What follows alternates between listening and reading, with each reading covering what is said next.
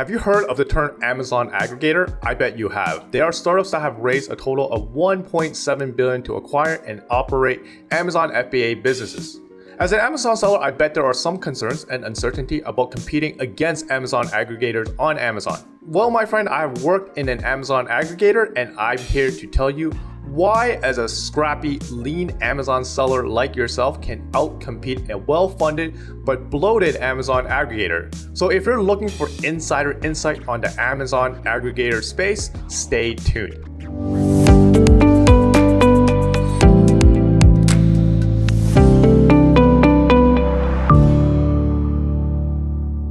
I'm Rick Wong, an Amazon seller and the face of LandingCube, and if you're interested in content such as this one, where we talk about the latest Amazon news, tips, and hacks, I invite you to subscribe.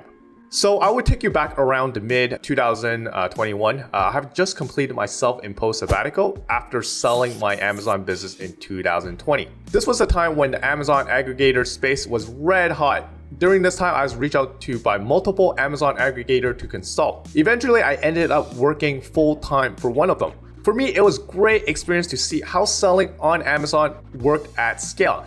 And for them, they will get someone that is very experienced in selling on Amazon to help portfolio of their brands. Unfortunately, the good vibes didn't last too long because the reality of egos, politics, and experience all hit at once.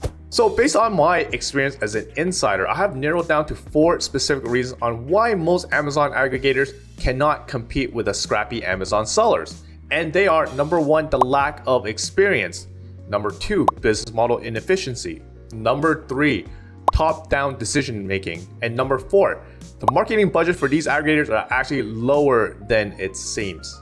So let's touch on number 1, which is the lack of experience. I feel that this is probably the number 1 issue, and I think that this is the main sticking point for the Amazon aggregators, and that is a lack of Amazon selling experience amongst its staff. Particularly the decision makers. The lack of experience is especially crippling for the Amazon aggregators because of the complexities to operate such a large Amazon account from the very beginning. It is also a common practice to hire fresh MBA and fresh grads to manage these multi-million dollars Amazon account. So imagine that. I'm not saying that these people are not smart, and given time, they would probably be good Amazon operators, but they are not going through the natural progression of a regular Amazon sellers where they get to grow their experience with their account. So imagine taking over a large commercial airliner mid-flight without any flying experience.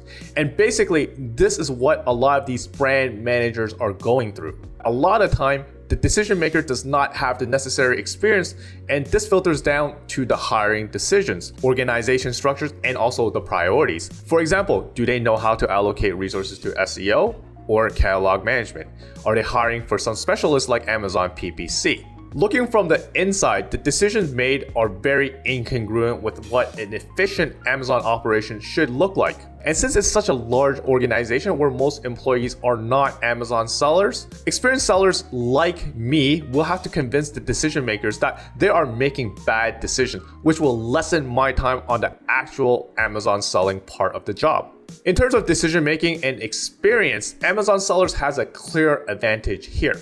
The next issue is actually not often talked about, and that is the business model is actually very inefficient. The Amazon aggregator pitch was that they have the Navy SEALs of Amazon operators and would basically make the regular mom and pop Amazon selling operations that much more efficient and effective.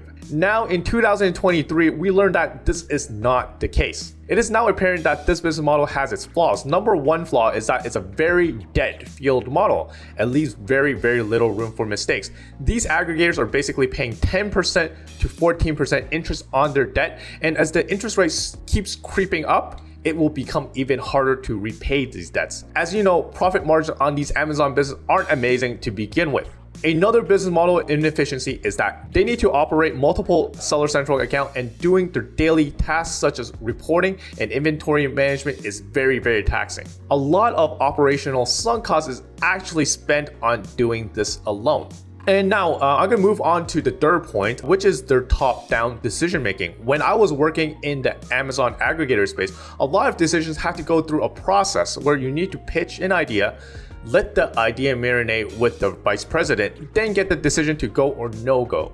The entire cycle will take anywhere from 1 week to a month. Pair that with the lack of experience and you have a recipe of analysis paralysis.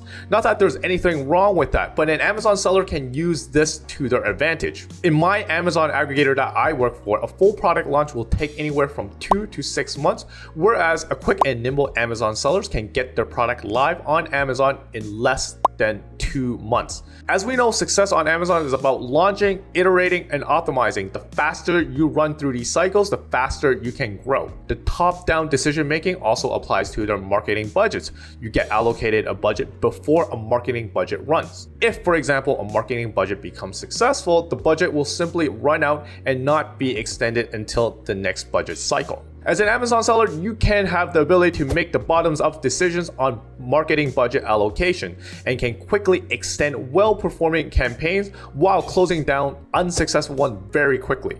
And speaking of marketing budgets, that moves me to point number 4. That is the marketing budgets for these Amazon aggregators is actually much lower than it seems. And with Amazon aggregator raising such eye-watering sums, you would think that the budget for anything such as tools, marketing spend, and creative would be endless, right? Wrong. I too got this all wrong. One of the key reasons I wanted to work with an Amazon aggregator is that I can implement growth initiatives at scale. So what ended up being happening is a Lord of the Flies situations for the budget between account managers. And that is only for the budget on Amazon activities. So let's not even get started on off Amazon activities. I also find that a lot of Amazon aggregators are now retrenching from aggressive Amazon PPC. As you can see that the cost per click across Amazon has gone down since 2021. And they are not just retrenching with laser focused precisions, but they are retrenching on advertising on their hero keywords, which will present a tasty opportunity for an Amazon seller to steal market share from an aggregator. But on second thought, I really should have known better, as the majority of the large funding amount is debt to be used for acquisition only and not for day-to-day operations. So between servicing their debt, paying for the bloated salary structure, and not being able to grow the business that they acquire, they really have nothing left to invest. So to end off this video, as an Amazon aggregator insider, I have identified 4 reasons on why most aggregators cannot compete with scrappy Amazon sellers, and they are lack of experience, business model inefficiency, top-down decision making, and lower marketing budgets. Amazon sellers have the advantage of having more experience in operating their accounts efficiently and being able to make quicker decisions and allocate their marketing budget on a bottoms-up approach, and not having to deal with a debt-fueled business model. And as a result, Amazon sellers are much better positions to succeed in the long term. I hope that you enjoyed this video, and if you're looking to grow your business and audience off Amazon traffic, check out LandingCube. We are an Amazon selling specific landing page builder that allows you to collect emails, monitor off Amazon traffic such as Google, Facebook, and TikTok ads. Sign up now for a 21-day free trial in the link below, and until the next video drop, happy selling.